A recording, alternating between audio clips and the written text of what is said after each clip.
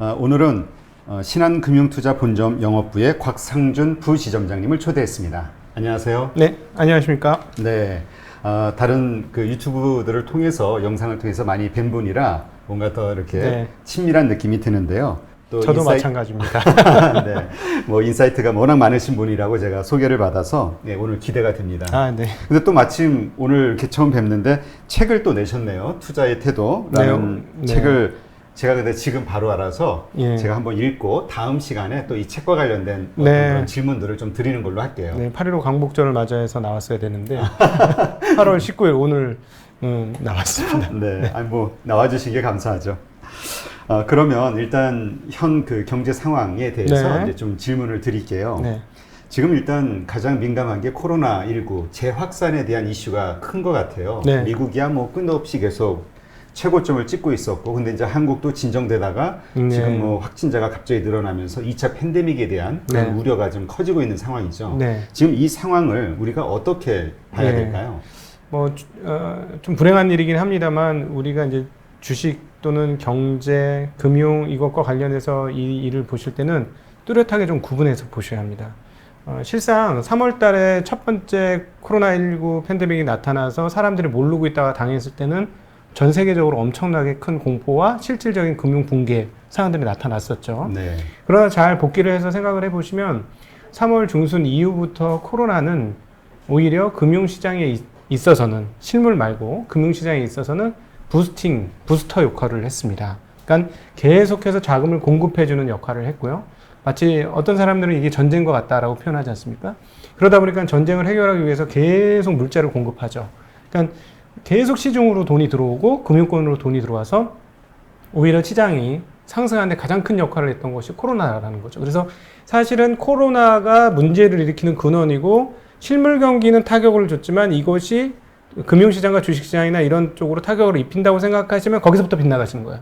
그렇게 해석하시면 거꾸로 해석하시는 거죠. 오히려 이 위기 상황이 있는 동안에는 어떻게 될 것이냐? 계속해서 중앙은행에서 돈을 공급을 할 것이고 그 다음에 각국의 정부들이 계속해서 돈을 공급할 것이기 때문에 돈의 홍수 또는 돈의 풍년 때문에 금융시장은 상대적으로 계속 좋을 것이다. 그래서 오히려 위기는 언제 올 것이냐?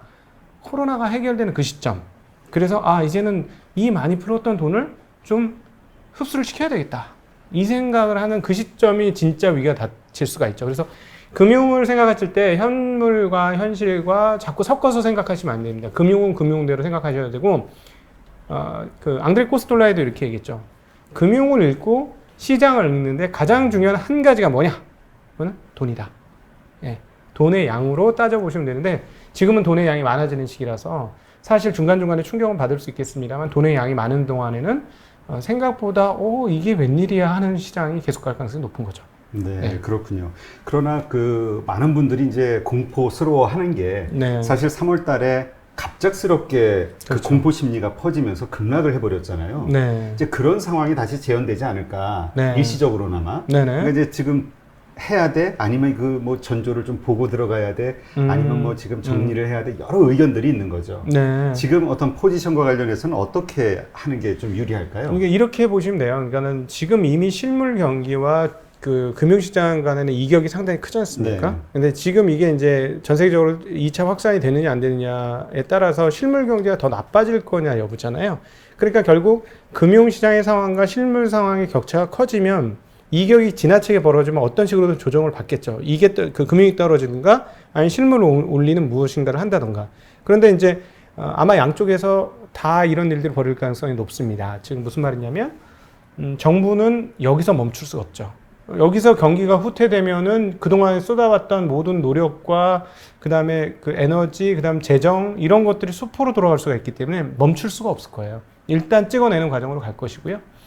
그 다음에 이제 이것과 관련해서 우리가 근본적인 금융의 근본적인 것에 대해서 고민할 부분이 하나 있어요. 이것도 말씀드려도 될까요? 네. 우리가 이제 사실은 지금의 시대를 오게 한 가장 결정적인 사건이 뭐냐라고 저에게 묻는다면 저는 71년도에 있었던 브레튼 우즈 체제 해체입니다.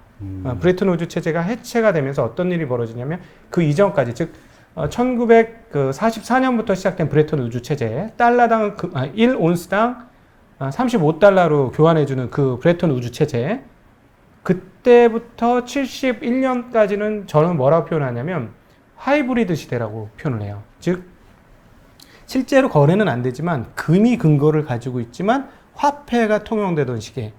그래서 사실 실제적으로 1944년 이후부터는 경기가 굉장히 활성화됩니다.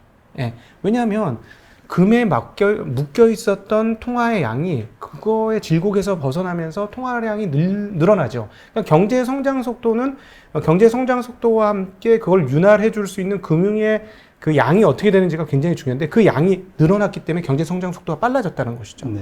그런데 이게 71년도 브레튼 우드 체제가 끝나면서 어떤 일이 벌어지냐면 이제 완전한 화폐 시대, 즉 종이 화폐 시대가 시작이 되었다는 거예요. 그러니까 이때부터는 원하면 원하는 대로 찍어낼 수가 있었거든요. 근데 이제 가장 큰 적은 무엇이었냐? 인플레이션이었죠. 인플레이션이었기 때문에 폴 볼커 때 금리를 엄청나게 올리면서 통화 가치를 지키려고 금리를 무작스럽게 올리고 그냥 정말 수많은 기업들이 도산하게 만드는 그런 과정들이 있었는데 지금은 그때하고 가장 근본적으로 큰 차이가 뭐냐면 인플레이션이 그렇게 심하지 않다는 거예요. 중앙은행이 이렇게 돈을 뿌려대도 인플레이션이 심하지 않으니까 견딜 수 있다는 거죠. 근데 이제 단 인플레이션은 어디가 나타나느냐? 자산 시장에서는 인플레이션이 그렇죠. 나타나는 거예요. 그러니까 사실은 지금 현상은 그 돈의 인플레이션이 실물 쪽에서는 안 나타나고 금융과 이쪽에서만 나타나고 있는 것인데 이게 얼만큼 타격을 줄 것이냐는 거죠. 이게 버블이 날 때까지는 가는 거예요. 제가 보기에는. 그러니까 사실 실상 지금 오늘 그 8월 19일 오전에 미국 시장 정리하면서 보니까는 부동산 신규 주택 착공 판매 이게 엄청나게 늘어나고 있어요. 예상은 4%인데 실제는 26%? 이런 식으로 전월 대비 엄청나게 늘어나거든요. 예, 그게 결국 뭐냐면 돈이 너무 많기 때문에 돈이 주식시장으로도 가고 채권 시장으로 가고 원자재 시장으로 가고 부동산 시장으로 가는 거예요. 이게 해석이 제대로 안 되는 거예요. 원래는 채권 시장이 강하면 주식 시장은 약해야 되거든요. 이게 안전자산이고 위험자산이고 이러니까 반대로 움직여야 되는데 지금 다 고예요. 여기도 고, 여기도 고, 여기도 고. 이건 뭐냐면 통화가 많다, 돈이 많다. 이거 외에는 정확하게 해석할 수 있는 방법이 없죠. 그러니까 이 통화가 많아서 돈이 많아서라는 전제를 빼놓고 얘기를 하면 뭔가 이게 해석이 안 맞는 거예요. 이빨이 안 맞아. 그렇죠. 예, 톱니가 안 맞아 들어가는 거죠. 그러니까 지금 그 실물 경기와 이 차이는 뭐냐면 실물에서는 돈이 잘 안 들어오라. 이게 좀 답답한 그런 부분들이 있습니다만 금융은 충분한 돈이 있다. 이거를 전제로 깔고 생각을 하셔야 현재 금융시장이 그런 거구나. 그래서 그렇구나. 라고 이해가 되실 것 같아요. 네. 네. 그러니까 어느 정도의 버블은 이제 누구나가 다 인정을 하는 거죠. 왜냐면 네. 실물 경기와 이 금융과의 그 격차가 워낙 크니까. 예. 근데 이제 걱정하는 부분이 정말 옛날에 그 어떤 튤립 네. 그런 버블처럼. 버블처럼 네. 정말 이 버블을 즐겨야 된다. 네. 말씀하신 대로 그런 징조가 나타날 때까지 이런 분들도 있고요. 네. 그러나 지금 워낙 이 세계 경제 체력이 약하잖아요. 네. 2008년 금융위기 때 이미 엄청난 부채가 발생이 되면서 그렇죠. 네. 전 세계 경제 체력이 약화된 상태에서의 지금 이 급작스런 이런 것들. 네. 그리고 이러한 것들이 결국은 엄청난 부의 양극화를 일으키고 있잖아요. 전 세계 나라별로도 그렇고. 그렇습니다. 그러니까 이러한 전체적인 사회의 어떤 정치 현상들과 함께 모든 게 맞물려져서 어떤 파국을 일으키는 게 아니라 지금의 약간 코로나 2차 팬데믹 같은 셧다운 같은 이런 것들이 왔을 때 엄청난 타격이 어떤 시발점이 되는 게 아니냐 걱정하시는 분들도 있거든요. 네. 근데 이제 항상 위기는 잘 예상치 못한 것에서 나타나니까 이 팬데믹 같은 경우는 이미 다 대비를 하고 알고 있는 거라서 요거 아닌 다른 게 나타나면 그럴 수 있을 것 같고요.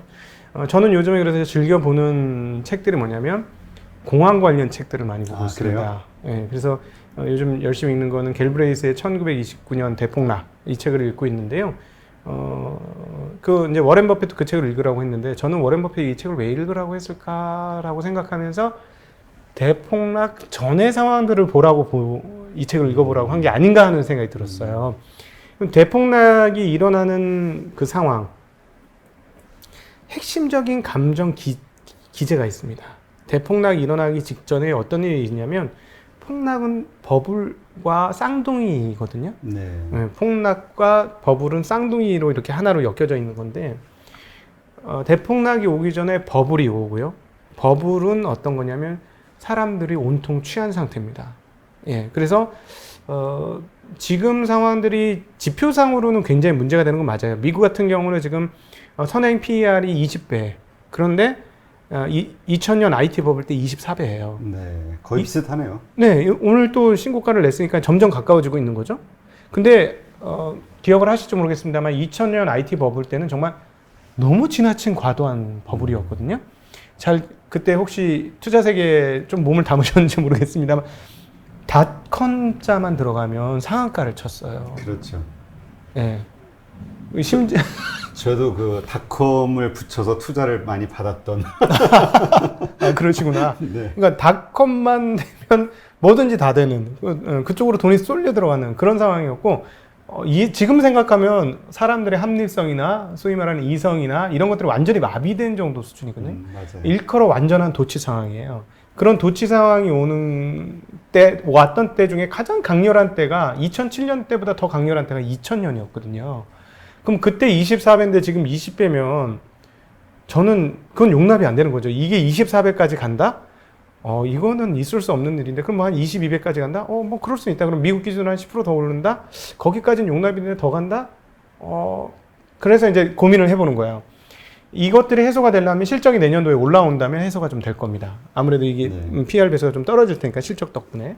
그래서 그렇게 되거나 아니면 또 하나, 근데 그때하고 좀 다른 게 도치가 그렇게 많은가를 생각해 보면 도치가 있긴 있는데 그때만큼 또 없어요. 그러니까 그게 고민인 거예요. 도치가 많으면 이거 도치가 많고 근데 저거는 이제 한국 시장도 2000년 이후로 지금 가장 많은 사람들이 들어와서 이거 자체가 도치인가 하는 생각이 드는데 그래서 1929년 갤브레이스의 책을 보면 어떻게 되냐면 부정론이란 부정론은 거의 다 사라집니다.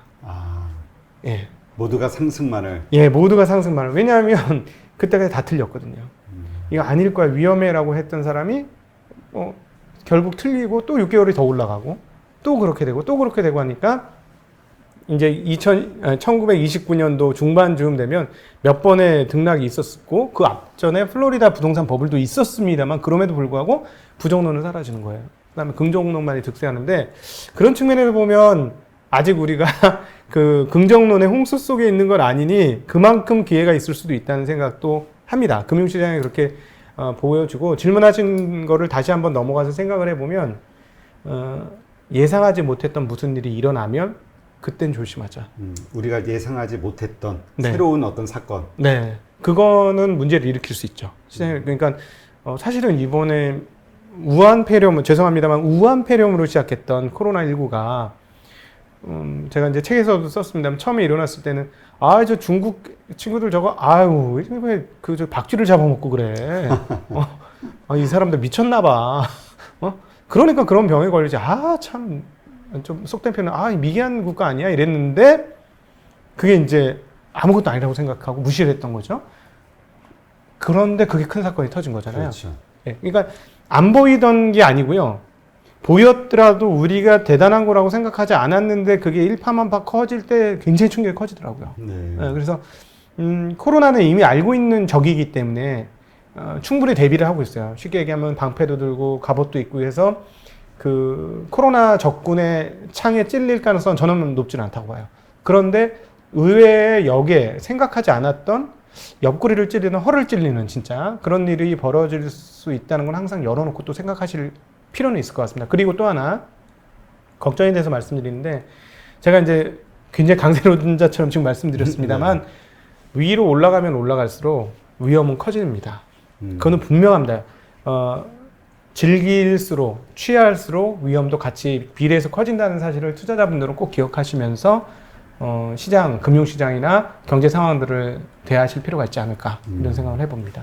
지금 투자자들이 포지션을 좀 잘 정해야 될 것 같은데요. 네. 왜냐면 말씀하신 대로 좀 위험 구간이기는 하니까 우리가 끝을 알 수는 없을 뿐이지. 네. 그러니까 약간의 소액 가지고 재미를 보셨던 분들이 이거 더 갈 거 이제 좀 자신감과 함께 새로 들어온 분들이 또 많잖아요. 그렇죠. 동학개미 해가지고 목돈을 여기저기서 만들어가지고 지금 추가로 돈을 넣으시는 분들도 있고 예. 아니면 이제까지 구경만 하다가 상식적으로 분명히 떨어져야 되는 거 이걸 기다리다가 놓쳐서 배가 아파서 지금 참여하시는 분들도 있고 다양하잖아요. 어떠한 마음가짐과 네. 어떠한 투자 그 포인트를 가지고 진행을 해야 될까요? 제 전공을 이제 물어보셨습니다. 그런가요? 그게 이제 제 전공인데, 네. 잘 물어봤네요. 얘기가 굉장히 길 수도 있는데, 자, 이렇게 보시죠. 최고 실력자들은 어떻게 했을까요? 제가 이제 표현드리면 최고 실력자들은 1600 아래에서 뜰채로 다 떠갔습니다. 네. 뜰채로 그냥 다 떠가요. 그때는 물반 고기반도 아니고 물보다 고기가 많은 상황이었어요. 네, 금융시장에서 그냥 뜰채 들고 와서 이렇게 하면 그냥 월척들이 다 잡히는 상황이었거든요. 눈 감고 아무렇게나 그 그물질을 해도 꽉꽉 그물이 채워지는 상황이었어요. 1600 이하에서는. 고수들은 그때 많이 샀습니다. 최고수들은 물론 이제 버틴 고수들도 있어요. 네. 그냥 깨졌다가 버텨서 다시 올라오신 분들도 있고, 그때를 잘 피했다가 걷어들인 사람들도 있고. 근데 그런 사람들의 포지션은 어떻게 될까요? 위로 올라갈수록 점점 줄죠. 현금 비중이 점점, 물론 이제 자산의 사이즈는 점점 커질 것이고, 네. 현금도 점점 비중이 커질 겁니다. 물론 자신 있는 사람들은 마지막에 내려오긴 하겠습니다만. 자, 그러면 위로 올라갈수록 기회는 점점 적어지는 거예요. 이게 총 기회의 공간이라고 하면 이때 기회가 가장 많이 있었고, 위로 올라갈수록 기회가 적어지는 거거든요. 그런데 심리적인 인간은 이때는 불안해하다가 올라갈수록 맞나? 맞나? 이제 확신이 들기 시작하는 거죠. 그렇죠. 네, 이쪽에선 불안하다가 확신이 점점 들면 이때 이제 비중을 늘리는 겁니다. 그런데 공간은 점점 작아져 있는 거예요. 상승의 폭. 네, 추가적으로 우리가 수익을 낼 수 있는 공간은 훨씬 줄어들어 있는 거죠. 그런데 사람들은 이때 확신은 긴가민가 나 확신을 하면서 강한 확신으로 바뀝니다. 이때 더 많이 뛰어들게 되고요. 그렇게 되면 위험을 더 크게 진다는 거예요. 위로 올라갈수록 위험을 크게 지기 때문에 투자를 하실 때는 자기가 감당할 수 있는 정도의 위험으로 투자를 하셔야 되고, 이럴 때는 전반적으로 제가 드리고 싶은 말은 뭐냐면, 절대적으로 올라갈 수 있는 주식이라면 주식, 자산이라면 자산을 찾으셔야 됩니다. 정말 재밌는 게 1300불, 1400불 때 저 많이 얘기했던 것 같은데, 금 얘기는 2000포인트에 도달하면서부터 사람들의 입에 회자가 되기 시작했어요. 네. 그래서 저는 제 고객분들한테는, 자, 이제 금이 사람들 입에 오르내리기 시작했으니까 이제부터 금은 재미없을 수도 있습니다. 금에 대한 투자는 이제 보수적으로 바꿉니다. 그전에는 편하게 갔지만 그렇게 말씀드리는데, 또 하나 이제 잠깐 금 얘기가 나왔으니까 같이 말씀드리면, ETF도 마찬가지인데요. ETF나 금은 그 자체로서, 뭐 ETF는 약간 주긴 합니다만 뭔가 알을 까주는 게 없어요. 우리가 금덩어리를 품에 안고 있다고 해서 1년 뒤에 여러분 새끼금이 이렇게 옆에, 그렇죠. 이자가 없죠. 예, 새끼금이 이렇게 나와 있는 게 아니거든요. ETF도 거의 없어요, 그런 게. 자, 그러면 이건 무슨 말이냐면 딱 줄다리기하고 똑같은 자산인 거예요. 위로 올라가거나 밑으로 내려가거나 이 두 개밖에 없어요. 네. 땡기거나 밀리거나 이거예요. 근데 상당히 많이 땡겨져 왔거든요. 여기서 얼마나 더 땡길 것이냐. 물론 저는 땡겨질 거라고는 봅니다. 금이. 뭐 2,500불 갈 수도 있죠. 통화 가치가 계속 떨어지면 3,000도 갈 수는 있어요. 그건 모르는 일이에요. 네. 그러나 이렇게 이제 상당히 많이 땡겨온 데서 얼만큼 더 땡겨갈 거냐 이 시합인데, 좀 다른 자산들이 있어요. 기업 자산 같은 경우는 이 회사가 발전하면 이 회사의 과실이 주주들한테 같이 공유가 됩니다. 첫 번째 과실은 배당으로 과실이 공유가 될 것이고요. 그 다음에 실적이 정말로 좋아지면 주가 상승으로 또 과실이 올 겁니다. 그래서 저는 오히려 지금 시점부터는 훨씬 더 안정장치가 많은 자산에 투자를 하실 필요가 있는 상황 아니냐라고 생각해서 그런 것들을 잘 좀 고르셨으면 좋겠어요. 그러니까 너무 쉽게 그냥 S&P가 올라가니까 오늘도 그런 전화 받았는데 S&P 올라가니까 계속 꾸준히 올라갔으니까 앞으로도 계속 올라갈 거니까 투자하면 되지 않겠어요? 잘 모르겠는데요. 저의 대답은 그걸 어떻게 할 수 있죠? 전 잘 모르겠는데요. 네. 그러니까 우리가 투자를 할 때 있어서 냉정하고 객관적인 사실과 내 심리의 편안함과 혼동하시면 안 됩니다. 거의 대부분의 일반 투자자들이 이 실수를 하는 거예요. 심리적으로 편안해서 투자를 하면 이거 안 되는 거예요. 왜냐하면 말씀드렸습니다만 위로 올라갈수록 확신이 커지니까 심리가 편안하거든요. 심리 편안한 대로 해선 정말 위험한 곳이 여기이기 때문에 부탁드립니다. 마음 가는 대로 하지 마십시오. 객관적이고 냉철한 생각으로 숫자가 정확히 지금보다 올라갈 기업 또는 자산 가격이 확실하게 뭔가 나에게 알을 까줄 수 있는 그런 쪽으로 투자하실 필요가 있을 것 같습니다. 네. 이건 정말 부탁드립니다. 네. 그렇죠. 지금 그러니까 오히려 이 상승장에 오히려 정리하시는 분들은 해피한데 네. 지켜만 봤던 분들은 이게 네, 그 말씀 하셨죠. 네, 네, 그거 마음이 까먹었어. 아프니까 네, 까먹었어. 지금 막 더 많은 돈을 해가지고 조금이라도 더 많이 뽑으려고. 그래서 투자할 때 제가 책에서 계속 말씀드리지만 잃지 않는 게 먼저라는 표현 하지 않습니까?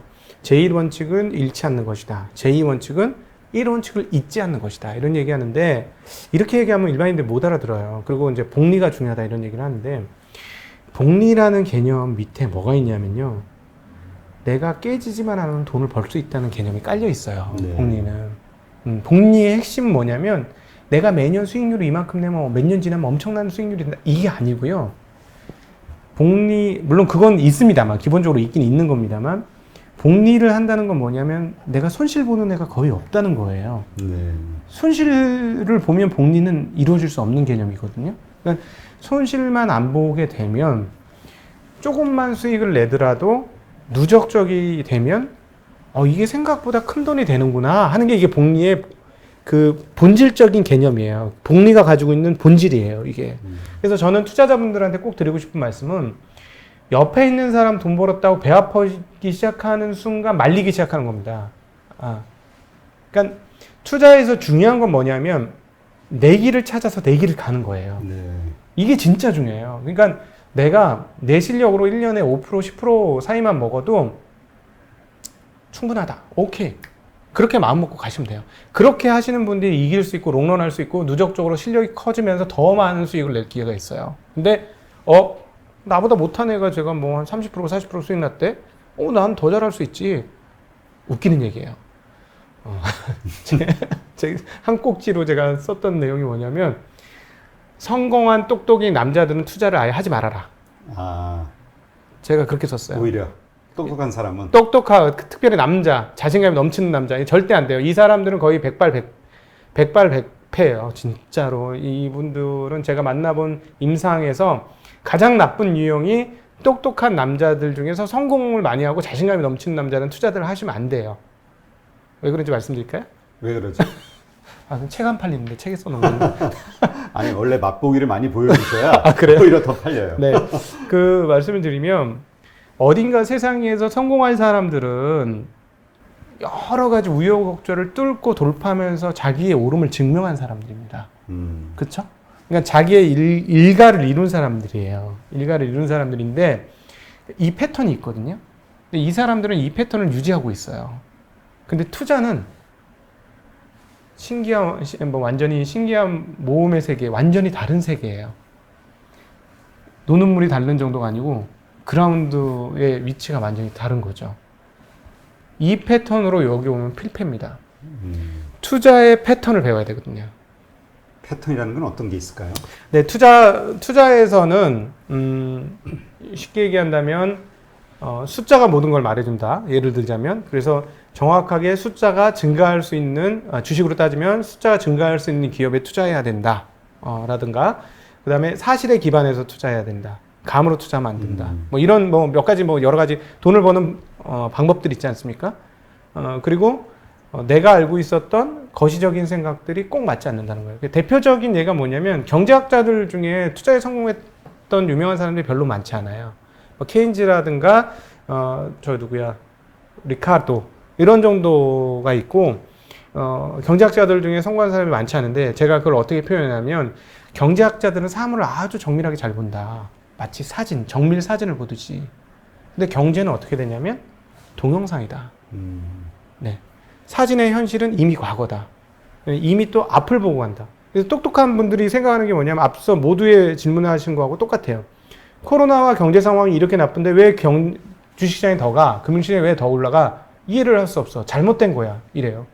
근데 이미 주식시장은 6개월 후를 반영하고 있고 6개월 후의 기대치를 반영하고 있고 그 다음에 통화의 양을 반영하고 있고 전혀 다른 개념이거든요. 네. 다른 논리가 있는 거예요. 이쪽은.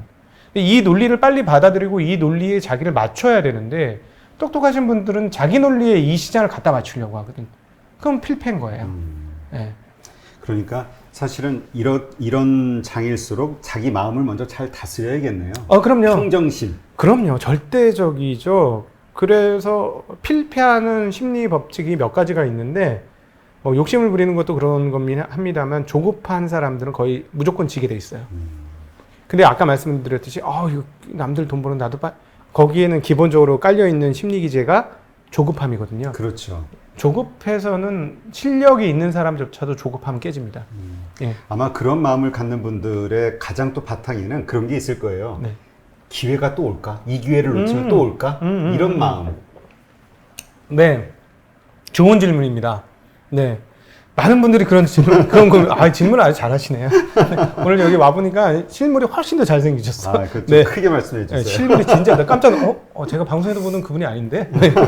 실물이 굉장히 잘생기셨어요. 근데 어쨌든 지금 이번 기회가 다시 올까? 이것도 조급함이에요. 이것도 조급함인데, 투자를 시장 상황에서만으로 보기 때문인데, 사실 투자를 잘하는 사람은 오르는 장이나 내리는 장이나, 물론 오르는 장에서 훨씬 확률이 높긴 합니다만 계속해서 수익을 낼 수 있어요. 네. 중요한 건 이거죠. 자기가 잘 때리는 공만 치면 되는 거예요. 여기는 스트라이크 아웃이 없어요. 야구 같은 경우는 스트라이크 3개 맞아서 스트라이크 3개를 그냥 통과시키면 스트라이크 아웃 되지만, 여기는 스트라이크를 10개를 통과시키든 20개를 통과시키든 아무 상관이 없어요. 내가 정확히 본 기업 하나만 딱 정확히 잘 칠 수 있는 공만 하나 치면 성공할 수 있는 거거든요. 그건 시장 상황과 상관이 없습니다. 언제든지 기회가 있어요. 언제든지 기회가 있고, 그렇다면 지난 5년, 10년간 주식시장에서 수익을 많이 낸 사람들은 그러면 내부자 정보로 얻은 그런 거 아니거든요. 그 자기 기준에 맞게 오는 공만을 딱 때렸기 때문에 큰 수익을 얻은 거예요. 그래서 실제적으로 제가 소위 말하는 저기에 이제 숨겨진 고수들 몇 분을 만났는데, 그 고수들의 공통되는 특징이 하나 있어요. 자기 특기가 한 개씩 있습니다. 투자와 관련해서? 네, 투자와 관련해서 꼭 자기 특기가 하나씩 있어요. 꼭. 네. 어떤 사람은 연 15%만 먹어도 완전 만족이에요. 어떤 사람은 시장에 오해가 생긴 종목만 골라서 찾아 들어가요. 어떤 사람은 픽스드 인컴 같은 주식이 있어요. 그러니까 즉 이자부 채권 같은 그런 성향을 가진 주식만 골라서 투자하는 사람이 있어요. 어떤 사람은 끊임없이 투자하는 회사를 확인하고 또 확인해요. 이런 사람들이. 그러니까 각자의 특기가 있거든요. 이 특기를 찾으시기만 하면 누구든지 누적적으로 큰 수익을 낼 수 있습니다. 문제는 요 앞단에 여기까지 오기까지 약간 고통스러워. 조금 힘들어요. 그렇죠. 그게 조금 힘듭니다. 그게 좀 문제이긴 한데, 그리고 좀 이제 안타깝고 불행한 점은, 그 업계에 있는 사람으로서 좀 죄송스럽게 생각하는 건 공모펀드가 너무 못했어요. 그러게요. 지금 네. 대부분 그 직접 투자 혹은 네. ETF 투자로 몰리는 게 네. 이제까지 너무나 수익률에서 실망을 맞아요. 줘서 맞아요. 예, 공모펀드 쪽에서 너무 불행한 일이고, 공모펀드가 잘했으면 이렇게 사실은 일반인들이 이렇게 좀 힘들어요. 조금 힘든데, 그렇게 공부해가지고 이렇게 저는 이제 하라고 하는 편이긴 하지만, 네. 사실 그 얘기를 하면서도 저 되게 민망하거든요. 이거 쉽지는 않은데, 내가 이렇게 사람들한테 이렇게 공부해서 하라고 얘기해도 되는가 하는, 제 안에서의 갈등은 있거든요. 공부해서 열심히 해서 여기까지 오면 정말 좋은 미래가 펼쳐질 수 있다. 이건 확실한 사실이에요. 근데 문제는 뭐냐면, 처음에 10,000의 노력을 하면 1이 리턴이 와요. 1,000의 노력을 하면 100의 리턴이 오고, 100의 노력하면 이제 1,000이 오고, 1의 노력하면 많이 와요. 그러니까 뭐냐면 실력이 늘으면, 이게 이제 실력이 착 체화되면 남들이 보기에 별 노력을 안 하는 것 같이 보이지만 큰 돈을 벌 수는 있어요. 이 업이 그렇긴 한데, 공모펀드가 잘했다면 사실은 이렇게 험한 전장으로 일반인들이 안 들어와서 되는데, 그 부분 되게 애석하죠.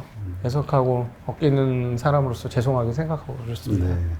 하여튼 그래서 이제 개인 투자자들, 동학개미로 총칭되는 이러한 분들, 여기서 뭔가 더 무리한 욕심을 내기보다는 네. 그냥 배운다라는 생각으로. 예, 좋죠. 그리고 좋죠. 또 그런 얘기 하시는 분도 있더라고요. 그러니까 만에 하나 어떤 폭락이 일어나도 버틸 수 있는 주식, 그리고 버틸 수 있는 그 바운드리에 어떤 투자만 해라. 좋죠. 그것도 굉장히 좋은 방법이에요. 아까 장기 투자. 네, 픽스드 인컴 관련, 그러니까 그 배당을 아니 그 채권의 이자부 채권처럼 구조가 짜진 기업들이 있어요. 심지어 7% 배당 주는 회사도 있어요. 그래요? 네. 물론 최근에 주가가 좀 올라와서 한 5점 몇 프로로 줄었지만 엄청나게 많은 배당을 주는 회사들도 있어요. 그냥 마음 비우고 그런 주식들, 그리고 주가가 안 오른 주식들 중에 그런 주식들이 또 있어요. 네.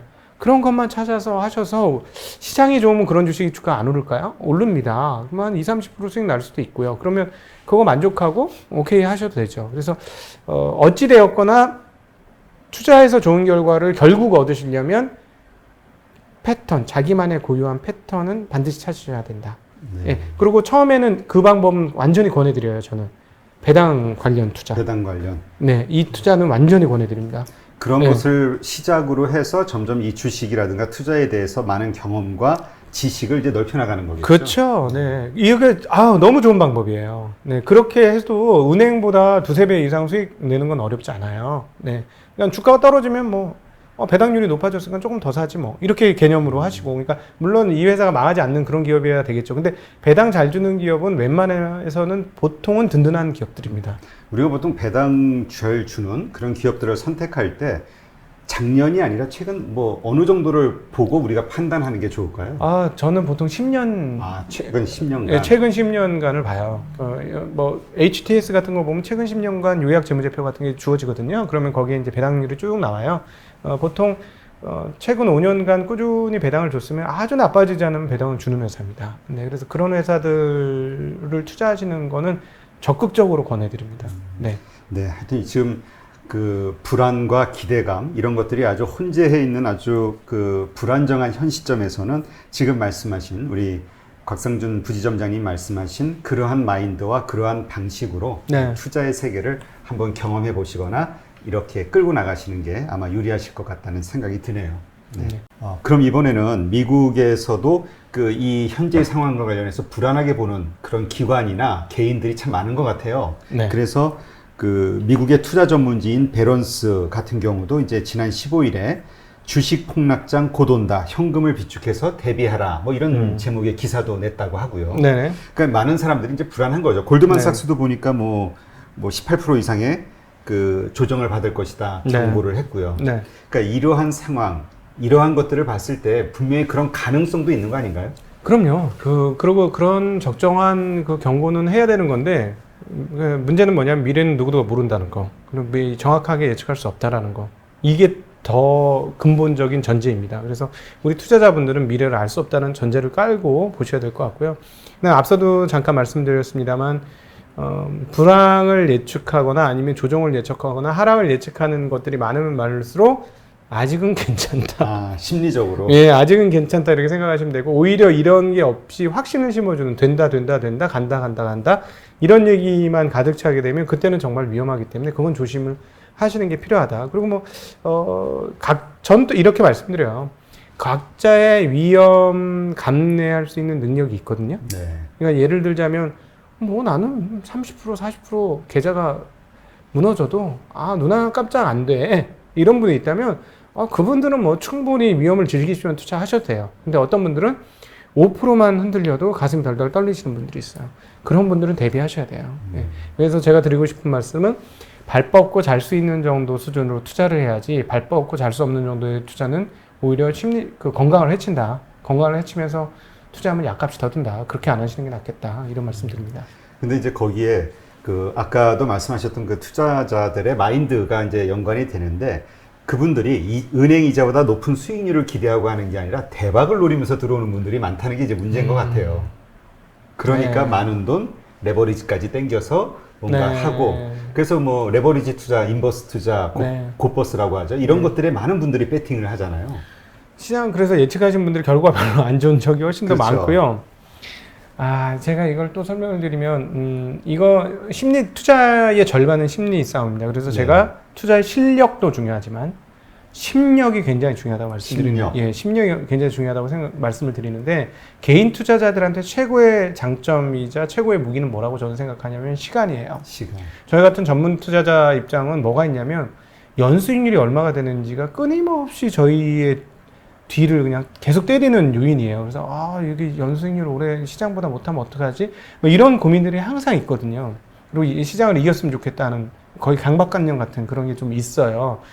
그런데 그러다 보면 시간이 좀 쫓겨요. 근데 개인들은 시간을 넉넉하게 주고 투자를 할 수 있는데 신용이나 이런 것들을 쓰게 되면 어떻게 되냐면 그건 이자가 나가는 돈이잖아요. 그렇죠.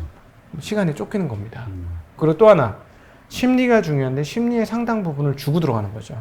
수익 날 때 즐겁고 행복하지만 밀릴 때는 그 뭐 곧버스는 2배로 괴로운 거잖아요. 근데 우리 인간 심리가 어떻게 되냐면 다니엘 커너먼의 그 생각 안 하는 생각, 영어 제목으로 Thinking Fast and Slow, 거기에서 보면 위험 손실을 당했을 때의 감정이 그 충격이 수익을 냈을 때 희열보다 3배 정도 더 커요. 아, 그래요? 네.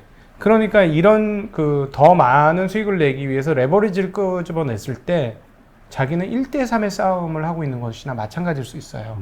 그래서 좋을 때는 신나지만 그렇지 않으면 굉장히 위험하다는. 그리고 그래서 신용을 쓰려면 충분한 배경을 가지고 하셔야 돼요. 그러니까 예를 들어서 나는 돈이 훨씬 더 많지만 잠깐 내 돈 말고 다른 돈으로 투자를 할 거야. 근데 문제가 생겨도 이건 언제든지 갚을 수 있어. 뭐 이런 정도라면 하셔도 될 수도 있겠어요. 네, 그러나 그렇지 않고 인데 있는 거 없는 거 다 땡겨와서 하는 순간 1대3의 싸움을 시작한다라는 걸 꼭 기억하시면 좋을 것 같아요. 그러니까 여기에서는 일단 우리가 투자를 할 때 아까 말씀하셨듯이 오랜 투자 그리고 은행보다 높은 복리의 효과 이런 거를 생각하면서 하면은 괜찮은데 바로 뭔가 대박을 내겠다 이런 생각으로 하는 분들은 일단 위험성을 가지고 있는 거예요. 그럼요. 그럼 확률적으로는 깨질 확률이 높고 아주 시장이 좋지 않은 한 훨씬 더 높은 확률로 깨질 확률이 높습니다. 네. 그러면 이러한 분들이 이제 앞으로 이런 투자와 관련해서 처음서부터 좀 깨지지 않는, 그러니까 이기는 투자를 하기 위해서는 그런 식으로 말씀하신 마음가짐을 갖고 그 다음에 투자와 관련해서도 예를 들어서 종목을 선택하는 기준들도 좀 뭐가 좀 달라져야 될까요? 그럼요. 네, 그럼요. 개인들은 일단 바이오 같은 데 많이 몰리잖아요. 그거는 이제 빨리 수익을 내고 싶은 거죠. 근데 기업이라는 거의 구조를 살펴보면 기업이 어떤 중견기업이 어떤 대기업하고 거래를 하기 시작해서 납품을 많이 하겠다. 이런 과정을 보면 하루아침에 좋아지는 게 아니에요. 공장을 깔고 라인을 증설하고 재료를 사오고 그 다음에 그 라인을 돌려봐서 문제가 없는지 수율을 그 문제 퀄리티 테스트를 통과하고 또 그 만드는 게 뭐 10개 중에 몇 개가 양품이 나오는지 수율까지 올려야 되거든요. 굉장히 오래 걸리는 과정입니다.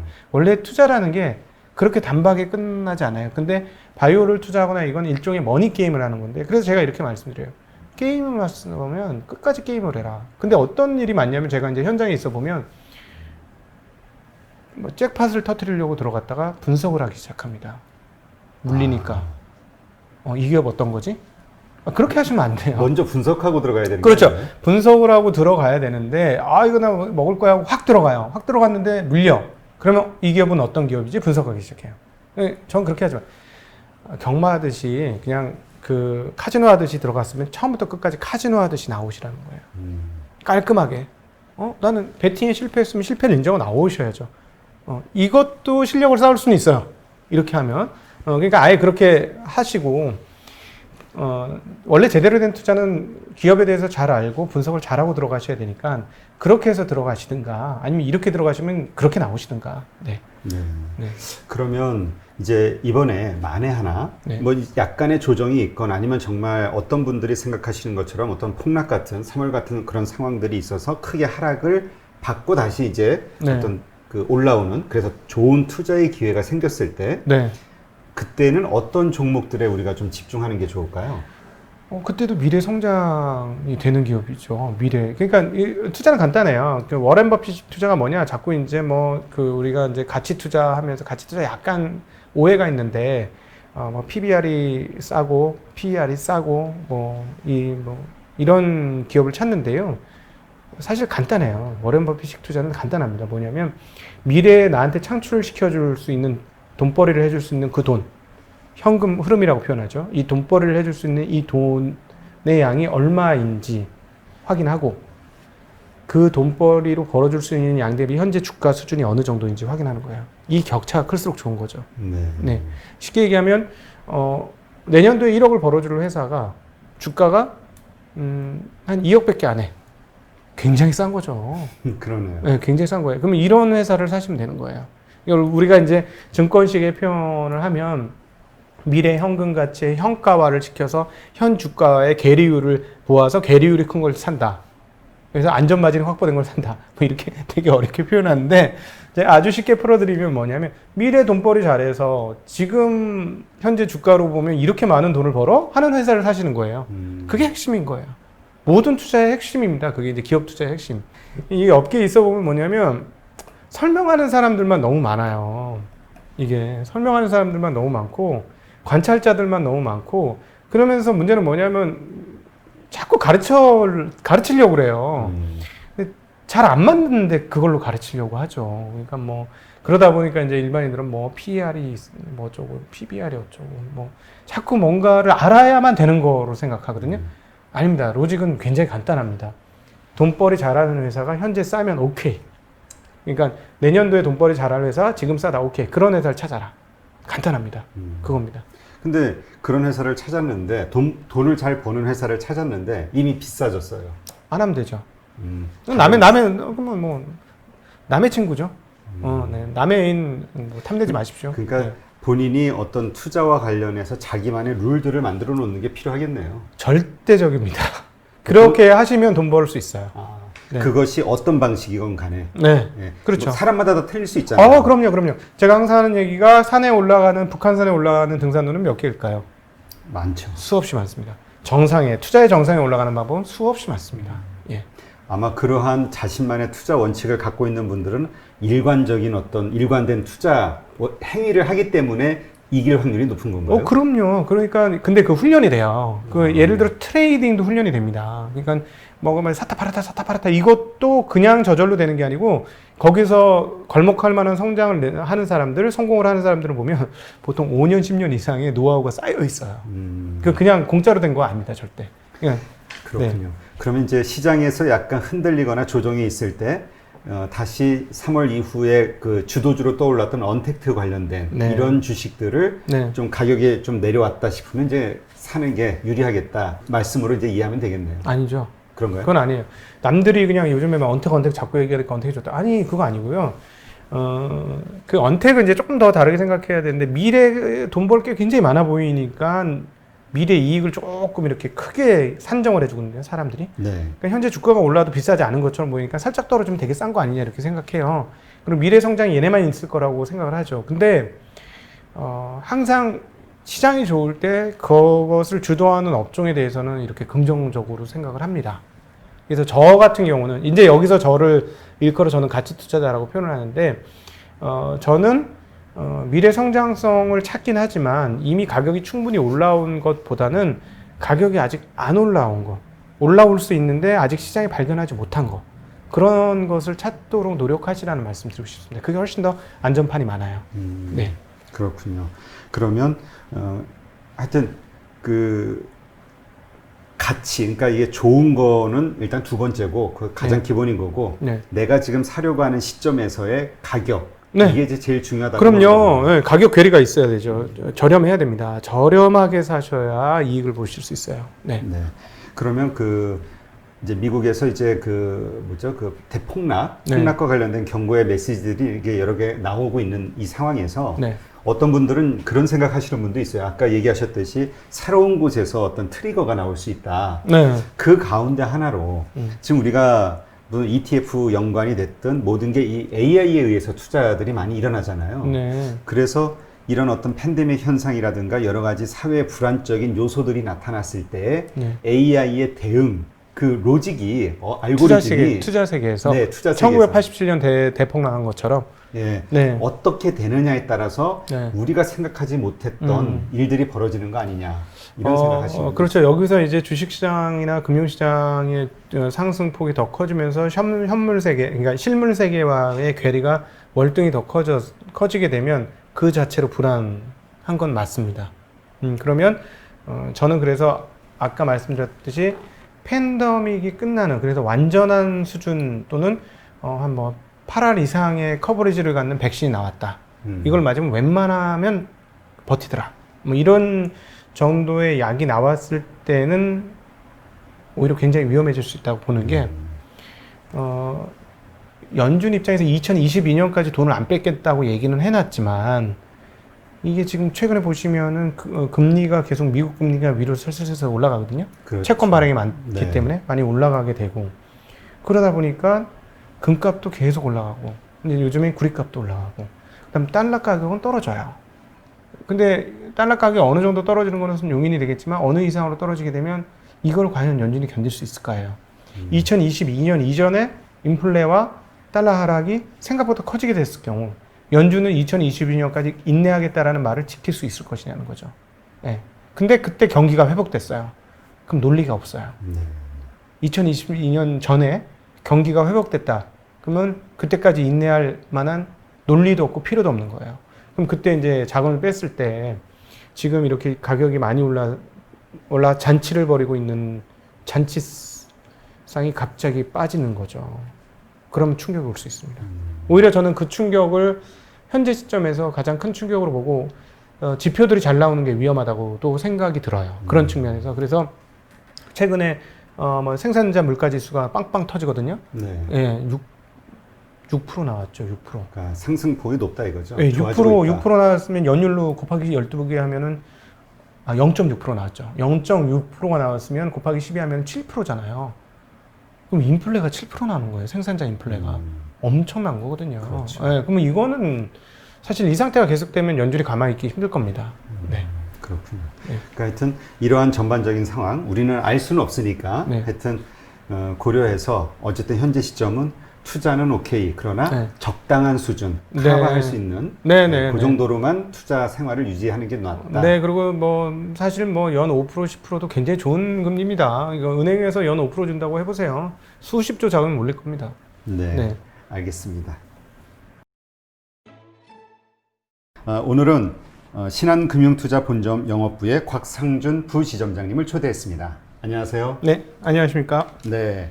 그러면 이번에는 그 나스닥에서 이제 가장 인기 있는 게 네. 한국 사람들이, 투자자들이 그 한국 주식시장에서는 박스권에서 실망하고 거기 가가지고 그냥 장기 투자니까 돈 버네? 이런 네, 식의 어떤 네. 논리가 생겨버려가지고 네, 아주 맞아요. 급증하는 것 같아요. 맞아요. 네. 그래서 지금 가장 좋아하는 주식 중에 하나가 이제 애플, 네. 그다음에 테슬라 네. 이런 것들인데, 지금 부지점장님은 지금 그 테슬라와 애플 이거와 관련해서 우리가 아직도 투자할 만한 네. 그 가치, 매력이 있다라고 보시나요?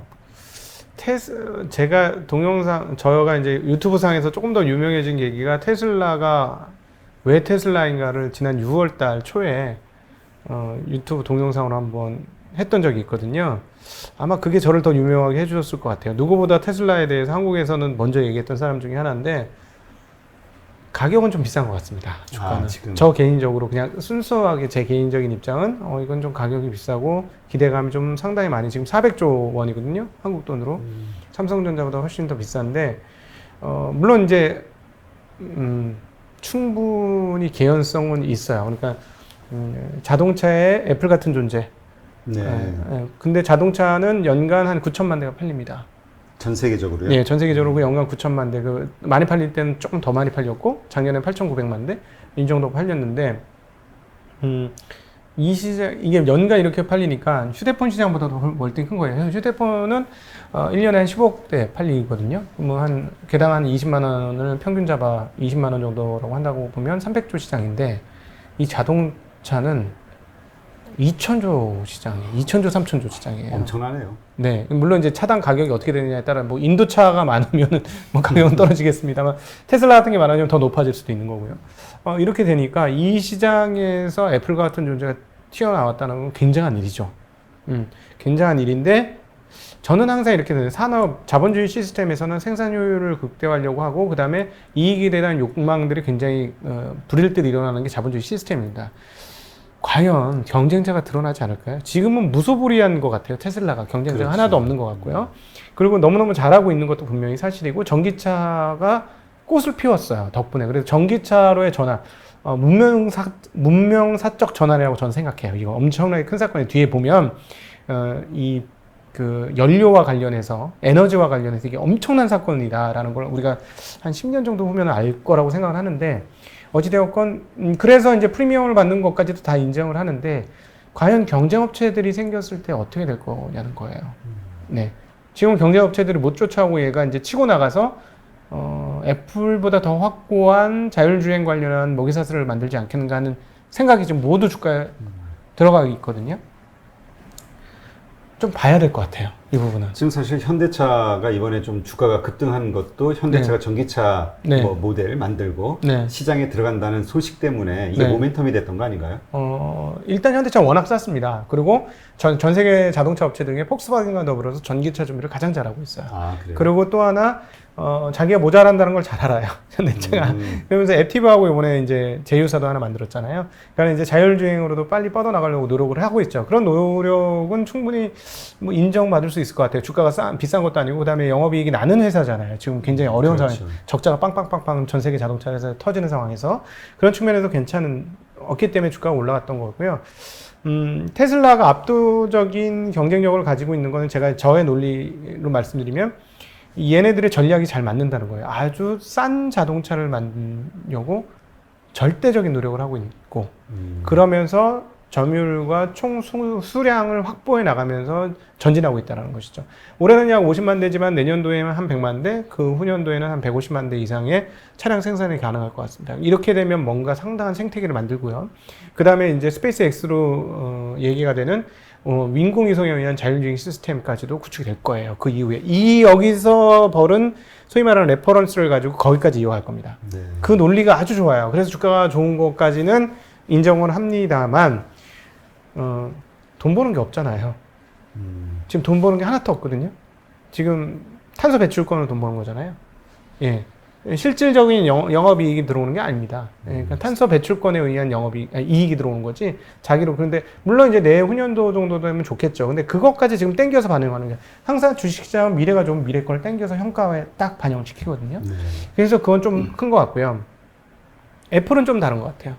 근데 애플 주가도 뭐 싸진 않은데, 애플은 경쟁자가 누군가요? 이미 우리가 경쟁자는 다 알고 있죠. 근데 안드로이드 진영이 마치 밀릴 것 같았는데 시간이 지날수록 또 점점 자기 세력을 구축해 가고 있어요. 그렇죠. 그러면서 이 회사가 소비재 회사로 변한 거예요. 워렌 버핏이 왜 애플을 투자했느냐? 그것은 첨단 IT 기업이었을 땐 투자 안 합니다. 워렌 버핏 절대 첨단 IT 기업 투자 안 합니다. 변동성이 너무 크기 때문에. 네. 근데 이 회사가 소비재 기업으로 완전히 변신했기 때문이에요. 없어서는 안 되는 마치 치약과 같은 회사가 된 거죠. 네. 많은 분들이 그 워렌 버핏이 네. 그 투자에 대한 자신의 생각을, 가치관을 바꿨다, 이런 얘기를 많이 했거든요. 그건 몰라서 하는 얘기고. IT 쪽이라고 해서. 그럼 워렌 버핏을 공부를 잘못한 분들이고 잘 몰라서 하는 얘기고. 죄송합니다. 너무. 근데 원래 이제 그런 의미가 있는 거군요. 그럼요. 전화기 안 씁니까? 전화기 써야 되잖아요. 근데 문제가 뭐냐면 이게 이제 소프트웨어를 팔아먹기 시작하는 거예요. 이게 무서운 변화죠. 그 시점인 거예요. 이제 이거 투자해야겠다고 생각을 했다는. 그러니까 완전 우리 생필품처럼 쓸 수밖에 없는 게 된 거죠. 물론 IT 업체이긴 하지만. 네. 그렇죠? 우리가 이제 스마트폰 없는 세상 생각할 수 있나요? 네. 그러니까 생필품이 되었고 거기에 투자를 한 거고, 워렌 버핏은 그 시장을 점점 더 계속해서 구축해 가고 있는 게 굉장히 무서운 거죠. 그러니까 제가 이제 삼성하고 비교를 합니다. 기술력은 삼성이 뛰어납니다. IT 기술력은. 티오프 카메라 제일 먼저 다는 회사가 삼성이에요, 지금. 스펙은 제일 좋죠. 네. 제일 먼저 달았고, 근데 문제는 뭐냐면 이걸 써먹을 수가 없어요. 소프트웨어가 없어요. 그리고, 뭐라 그럴까. 그건 또 안드로이드가 왜 그걸 못 만들었는지 저는 그거는 좀 궁금해요, 사실은. 근데, 그 애플 같은 경우는 TOF 카메라를 이번에 다룰 건데요. 올해 나오는 신제품에서. 이미 상당 부분 AR, VR 관련해서 소프트웨어를 상당히 많이 구축해 놓고 있고, 거기에 대한 엔지니어들도 상당히 구비되어 있고, 그 생태계를 만들어 놨어요. 그래서 이쪽에서 TOF 카메라를 이제 장착하고 나오게 될 텐데, 그러면 삼성이 빚을 볼 겁니다. 네. 삼성이 이제 그때부터 빚을 볼 거예요. 이런 소프트웨어와 그 소프트웨어와 이렇게 그 밑으로 이렇게 쫙 밑으로 이렇게 뭐랄까 그 구조가 짜진 생태계를 갖고 오거든요. 그래서 애플은 그런 측면을 굉장히 무서운 회사입니다. 그러게요. 그러니까 자기만의 그 영역, 시장을 딱 만들어 나가잖아요. 네. 그냥 팔려고만 하는 게 아니라. 네네. 그래서 이제 그 높은 그 어떤 네. 충성도 높은 그런 네. 로열티와 함께 그 이익률을 그렇죠. 아니 이게 말이 안 되는 게 바를 만들잖아요. 바를. 바도 만들지만 이게 시가총액이 2,000조짜리 회사의 ROE가 20%가 넘게 이건 말도 안 되는 거 아닙니까? 그러니까 예를 들어 내가 1억을 가지고 3천만 원, 2천만 원 버는 거는 가능하죠. 근데 1조를 가지고 2천억, 3천억 버는 거는 완전히 다른 문제예요. 근데 1,000조를 가지고 그렇게 버는 이거는 보통 일이 아니거든요. 예. 사실 어떤 면으로 보면 내가 되게 비싸게 주고 산다라는 얘기도 되는 거잖아요. 그렇죠. 그렇죠. 정말 그 원가에 대비 상당히 네. 높은 가격을 내가 지불하고 있다. 그런 측면에서 보면 한국에도 그런 집단이 있습니다. 어디가요? BTS 같은 집단이죠. 그리고 SM도 그랬고 요번에 지금 뭐 놀라웠게 상반기 실적 끝내고 보니까 입이 딱 벌어지는 거죠. 야 너희들 이제 콘서트 못하고 너희들 다 망했네? 이랬는데 팬들이 음반을 사줬어요. 음반요. 음반. 물리적인 음반을 사준 거예요. 음반 판매가 몇 배로 작년 연간 이상을 팔아버렸어요. 상반기에. 그래서 실적이 점프업을 했어요. 아무도 예상을 못했는데. 그러니까 자기만의 어떤 충성도 높은 팬층을 만들어내는 게 저는 한국의 미래가 여기 있다고 생각합니다. 네, 한국의 미래가 그래서 혹시 정부 관계자가 이 방송을 보신다면 이쪽 계속 한국 사람들 이거 재주가 많거든요. 예, 놀고 먹고 잘하거든요. 이걸 멋지게 표현하면 호모 루덴스예요. 근데 호모 루덴스가 시대 중심이 되는 세상이 온 거예요. 지금 집에만 있으면서 맨날 휴대폰만 보니 잘 노는 애들 보고 싶거든. 나는 못 노는데 너라도 잘 놀아라. 우리 먹방. 네, 그렇죠. 그러니까 이 산업계 생태계를 키울 필요가 정말 있습니다. 그리고 여기에 기회를 좀 많이 줄 필요가 있어요. 그래서 그리고 투자의 기회도 이쪽에서 더 나올 수 있다고 봅니다. 네. 예. 일단 그러면 우리가 그 나스닥으로 다시 좀 돌아가 보면 이제 이런 제2의 테슬라 같은 이런 네. 후발주자들 네. 뭔가 투자할 만한 그런 유망한 어떤 기업들 네. 좀 있을까요? 저는 미국 시장 잘 몰라서. 그래요? 네, 미국 시장 잘 몰라서 제 눈에는 아직 잘 보이진 않습니다. 한국은요? 한국은 지금 방금 말씀드렸듯이 컨텐츠를 만드는 회사들은 정말 잘 봐야 될 것 같아요. 장기적으로. 저는 여기서 삼성전자 같은 회사가 결국 나올 거라고 생각을 합니다. 예, 그래서 제가 이제 최근에 방송 나가서 잠깐 했던 얘기인데, 최근에 한국의 음악을 들어보시면, 제가 이제 70년대생인데, 80년대에 들었던 마이클 잭슨을 잊을 수가 없거든요. 그 마이클 잭슨의 음악을 들었을 때 너무나 쇼킹했어요. 네. 세상에 이런 음악이 만들어질 수도 있구나. 근데 요즘 한국의 음악을 들어보면 옛날엔 그래서 저희 어렸을 때 청소년 때는 한국은 약간 촌스럽고 미국이 선진 음악이고 대단한 음악이다 했는데 아니에요. 요즘 한국의 음악을 들어보면 진짜 음악 잘 만든다.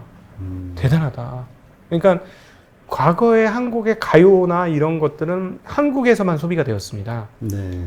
근데 이게 이제 세계에서 소비가 되는 거예요. 우리가 맨날 우리 자동차 몇백만 대 파는데 쟤네 헐리우드 영화 하나 잘 만들어가지고 자동차 몇백만 대 파는 거하고 똑같은 효과를 내네. 막 이런 그런 그 기사 타이틀 많았지 않습니까? 네, 그렇죠.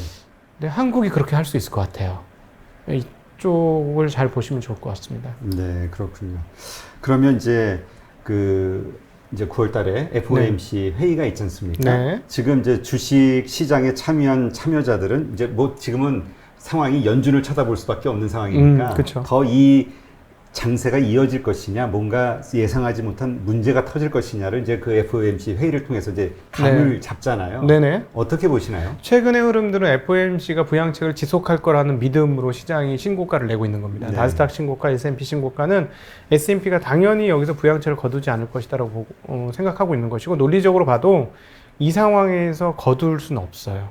제가 보기에는. 그래서 실물 경기가 더 올라올 때까지 버틸 거고 자기네 버티면서 하는 얘기가 이건 정부 정책으로도 더 해야 된다. 이런 얘기 계속 하고 있거든요. 그래서 정부 정책과 지금 그 미국 연준의 정책이 함께 가고 있는. 그래서 어쩔 수 없이 자산의 버블을 일부 용납할 수밖에 없는 약간 궁지에 몰린 것 같기도 해요. 방법이 별로 없는 상황이에요. 예. 그러니까 인플레이션에 대한 네. 그 아까 이제 물론 인플레이션 우려는 좀 없다고 말씀하셨지만 지금 사실 현대 화폐 이론의 그 MMT에 맞게 사실 이게 그 뭐죠? 월스트리트에서다가 돈을 뿌린 게 아니라 메인스트리트에다 그렇죠. 돈을 뿌린 거잖아요. 맞습니다. 그렇기 때문에 이 물가 압력이 사실은 상당히 높다라는 네. 의견도 좀 있거든요. 예, 그런데 기술 혁신이 그걸 계속 낮추고 있죠. 2008년도 이후에 한 번도 인플레이션이 지금 제대로 나온 적이 없는 것은 생산성 혁신이고, 생산성 혁신의 가장 앞단에 있는 애들이 애플이라든가 아마존이라든가 이런 회사들입니다. 그래서 계속해서 단가를 낮추는 거죠. 우리 잘 알고 있다시피 핸드폰 하나를 분해해서 각각의 개별 디바이스로 사면 돈이 얼마나 될까요? 거의 억대라는 분석이 있어요. 물론 이제 각각의 디바이스의 성능이 더 좋을 수 있긴 하겠습니다만, 근데 그것들이 100만 원짜리 하나로 지금 모아졌으니 엄청난 디플레가 된 거죠, 사실은. 그러니까 현재 이런 상황이라서 웬만해서는 이 생산 효율성이 스마트폰 시스템과 이런 것에 의해서 만들어진 상황이라 인플레가 쉽지 않을 겁니다, 실물 시장에서. 그럼에도 불구하고 인플레는 또 상당한 기대감이라는 게 작용을 하기 때문에 일정 수준 한번 튀기 시작하면 굉장히 빠른 속도로 튈 수 있어요. 예, 그때 되면 연준이 과연 어떻게 할까? 연준이 그때 늦게 행동을 한다면 진짜 버블이 옵니다. 예. 그래서 지금 그런 이야기가 이미 떠돌고 있더라고요. 뭐냐면 사실 연준 중앙은행의 목표는 그 연평균 2% 네. 인플레이션 이상이 되면 그걸 억제하기 위한 선제적 조치들을 하잖아요. 네. 그리고 이제까지 그 행위로 했던 것이 보통은 금리 인상을 통해서 이제 선제적 조치를 했던 거고요. 근데 이번에 많은 분들이 기대하는 게 인플레이션이 발생해도 꼭 그걸 해결하기 위해서 금리 인상을 할 필요는 없을 것이다 라는 거를 이번에 좀 밝히지 않을까? 이런 기대를 하는 분들이 있더라고요. 월스트리트 저널에서 2주 전에 얘기를 했죠. 8월 초순경에 얘기를 했습니다. 월스트리트 저널이 이 FOMC 연준은 이번에 2% 타겟팅을 주장하지 않을 것이다. 고집하지 않을 것이다. 라고 얘기를 하고 그 이후부터 미국의 국채 금리가 튀기 시작했어요. 위로. 그 다음에 그 이후로 이제 금값도 급격하게 올라가면서 2,000불을 돌파를 했고 이런 것들이 다 같이 나왔습니다. 네, 가능성은 충분히 있죠. 그걸 시장이 이미 조금 반영을 하고 있는 거고요. 어디까지 허용해 줄 거냐예요. 어디까지. 그래서 연준의 태도에 따라서 버블이 올 수도 있습니다. 근데 버블이 오면 아까도 앞선 장에서도 말씀을 드렸습니다만, 그때가 되면 이제는 이제 아마 비관론이 사라지고 긍정론만 가득하는 시장. 진짜 위험한 시장이 올 거예요. 연준이 모든 걸 책임져 줄 거야. 우리 안심하고 해도 돼. 그렇죠. 이제 연준은 이 상황에서 발 뺄 수 없어. 이거겠죠. 그렇죠. 허리띠 풀렀어 이제 고 이렇게 되겠죠. 우리가 물론 참 어려운 얘기인데요. 만에 하나 이런 버블의 끝 있잖아요. 모든 일에는 징조라는 게 있지 않습니까? 버블이 터지는 그 직전의 어떤 징조들, 우리가 좀 과거를 돌이켜보든 아니면 우리 부지점장님이 생각하시는 어떤 징조 같은 게 있을까요? 네, 일단 방금 전에 여러 번 말씀드렸듯이 비관론은 사라집니다. 그게 사라지는 거? 예, 비관론은 사라지고 긍정론만이 가득하고 비관론들이 비난을 받아요. 예, 그렇게 되고요. 그 다음에 가장 뭐 어떻게 표현을 해야 될지 모르겠습니다. 가장 어려운 사람들이 투자를 시작합니다. 29년 대공황전에 보면 구두 닦기 소년이에요. 구두 닦기 소년이 미국 케네디 대통령의 아버지가 아마 조셉 케네디인가 되거든요. 그 사람의 구두를 닦아주면서 이런 주식을 투자하면 좋습니다. 라고 얘기를 한 거예요. 조셉 케네디가 그 상황을 보고 깜짝 놀라서 당장 가서 주식을 싹 다 팔고 공매도 포지션을 해서 큰 돈을 벌었다는 이야기가 전해집니다. 그러니까 이건 무슨 말이냐면 가장 어려운 계층에 있는 사람이 주식시장에 돈이 들어온다면 그 다음은 누가 돈을 넣을까요? 넣을 사람이 없을 것 같은데. 없죠. 끝이란 얘기입니다. 돈이 들어오지 않으면 게임은 끝납니다. 그래서 가장 어려운 사람들이 투자를 전개하기 시작하면 게임 끝난 것이다. 그게 가장 확실한 지표다. 이렇게 보시면 되겠습니다. 과거에 그런 얘기 있었잖아요. 주식 객장에 애기 엄마가 애기 안고 오면은 그때가 끝물이다. 그거 비슷해요. 그런 거겠네요. 예, 비슷하다고 보시면 되겠어요. 알겠습니다. 오늘 또 이렇게 참 상황이 한치 앞을 알 수 없는 그런 복잡한 상황이지만 투자와 관련해서 기본적인 우리가 마인드를 어떻게 가져야 될지 여러 가지 부분들을 좀 점검해 봤는데요. 네, 생각해 볼수록 지금은 우리가 조금은 긴장감을 갖고 투자에 참여를 하더라도 긴장감을 갖고 언제든 탈출할 준비는 하고 있어야 되겠구나. 이런 생각이 드네요. 그렇죠. 맞는 건가요? 네, 맞아요. 항상 경계감을 가진 경계의 존재. 투자자는 어쩔 수 없습니다. 투자자는 경계하는 존재. 경계인 뭐 이렇게 표현해야 될 것 같습니다. 네, 오늘 참 좋은 말씀 들었고요. 투자와 관련해서 아주 유익한 인사이트를 얻은 것 같습니다. 다음 시간에는 제가 이 책을 좀 읽고 책과 관련한 질문을 좀 드리도록 할게요. 네네. 그래서 좀 더 많은 우리 곽 부지점장님의 그 인사이트를 더 빼앗는 그런 시간을 만들도록 하겠습니다. 네, 고맙습니다. 네, 오늘 이렇게 나와주셔서 고맙습니다. 네, 감사합니다.